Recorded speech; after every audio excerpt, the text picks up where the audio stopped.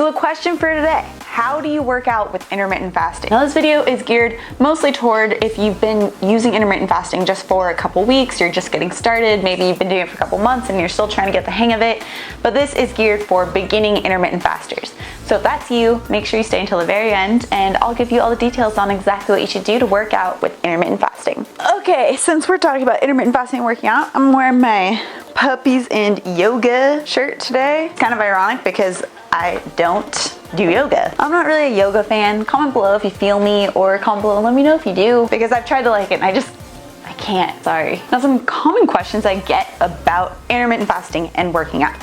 First of all, won't you lose muscle? And I can see why you think that. I mean, normally you think like, okay, not eating equals losing muscle, right? But here's the thing with intermittent fasting, you're not ever going into a state of starvation. So you don't have to worry about losing muscle, especially when you do intermittent fasting the right way. And I talk a lot about this in a lot of the videos. I'll link to my channel on Intermittent Fasting 101 right here, I always forget which way, but make sure if you are new to intermittent fasting that you also go through these videos because I talk about this phenomenon in detail. Now in order to lose muscle, first of all, your nutrient timing has to be off, which again, go over in my intermittent fasting program and these videos. Also, you need to not be eating enough. So as long as you're addressing that you're eating the right things at the right time, then you're fine. Now the second question that I get often is, won't your performance go down with exercise while you're doing intermittent fasting? Now this kind of can be true for some people in the beginning. That's the key thing, in the beginning. Because here's what's happening when you're going through intermittent fasting.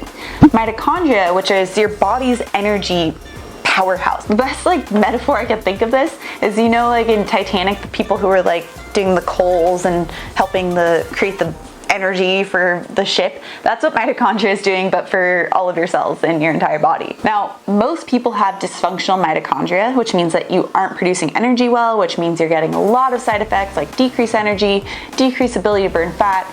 Again, go through all of this in their Intermittent Fasting 101 playlist, so take a look at that if you want further details. A key thing that's happening when you're doing intermittent fasting, first of all, you're getting rid of that dysfunctional bad mitochondria and replacing it with new mitochondria that's actually efficient at burning energy. And second, you're burning fat as fuel more efficiently.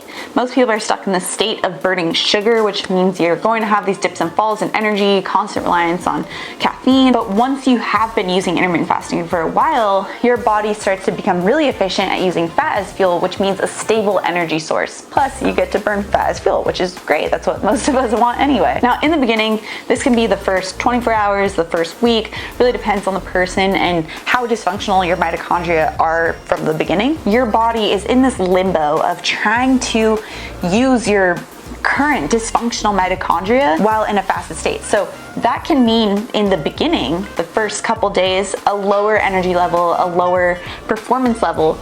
But once you get past that hump and your body starts producing this mitochondria that's actually efficient, then you actually get way more energy than you had from the beginning, and you're able to tap into your fat burning, so you're able to lose the weight that you're looking for. So that means that your performance goes up too once you've gotten over that hump. So what I want to talk about right now is what you do during that beginning hump before you have all of that energy that comes from having that functional mitochondria. So I talk a lot on my channel about the powers of walking. Seriously, walking is amazing.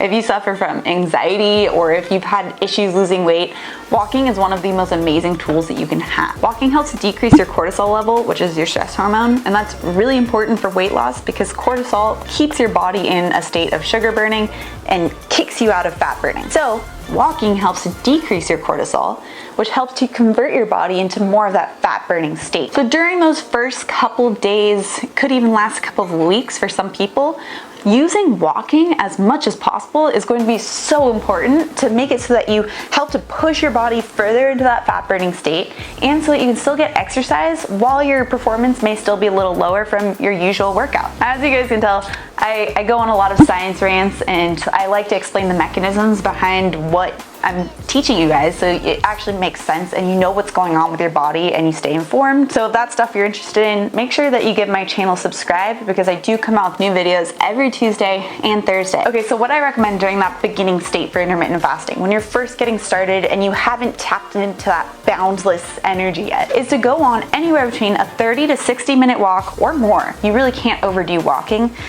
but minimum 30 to 60 minute walk every day. And this will help to push your body into more of that fat burning zone, but make it so that you're supporting higher energy levels without draining your body during this time. And if weight loss is a goal of yours, this will actually be more efficient right now than running in terms of weight loss.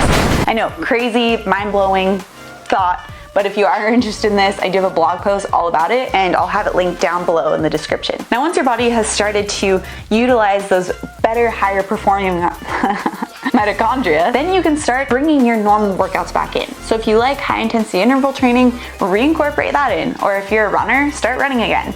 But you first need to make sure that you're taking care of your body with daily walks during that first initial intermittent fasting period when your body's first getting used to this. Okay guys, if you like this video, if you found it helpful, please give it a thumbs up. It really helps support my channel. Remember to subscribe because I do come out with new videos every Tuesday and Thursday, so you can always stay in the loop with all the latest information in nutrition. All right guys, I'll see you in my next video. Bye.